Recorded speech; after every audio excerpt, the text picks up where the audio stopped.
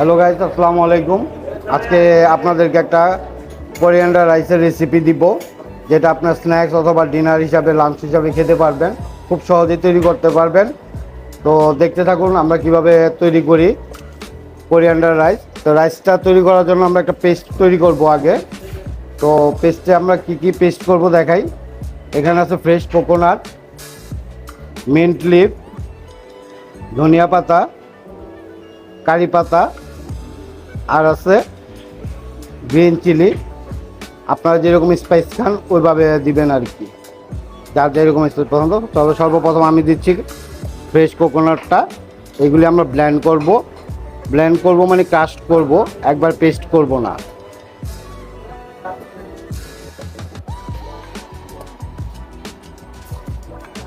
কোনো পানি ইউজ করব না আমরা। যে আমরা এবার পেস্ট করে নিলাম, কিছু দানা দানা থাকবে, একবারে পেস্ট হয় নাই, এটাকে কাস্ট করছি।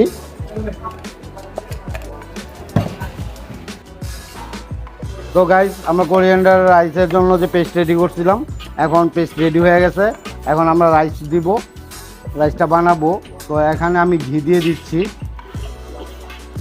সাথে দিচ্ছি কিছু সরিষা, লাল সরিষা যেটাকে বলা হয় মাস্টার্ড সিড, কিছু আস্ত কিউমিন দিচ্ছি মানে জিরা, সাথে দিচ্ছি অল্প কিছু পিনাট, বাদাম। এখন দেব কিছু কাজু বাদাম। এটাকে আমরা কিছুক্ষণ ভেজে নিব। ওই পেস্টটা দিচ্ছি, দেখতে পাচ্ছেন পেস্টটা দিচ্ছি। পেস্টটা দিয়ে আমরা একটু নাড়াচাড়া করে নিব। এটা আমরা একটু ভেজে নিয়ে এখন রাইসটা ডালবো। আমরা বাসমতি রাইস নিয়েছি, দেখতে পাচ্ছেন।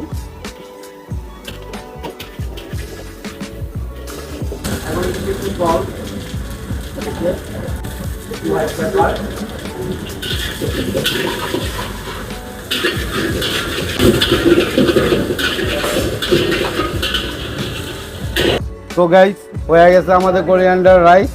তো তারপরে আমি এটার উপর একটু গার্নিশ করব কোরিয়ান্ডার লিফ, জাস্ট লুকিং এর জন্য।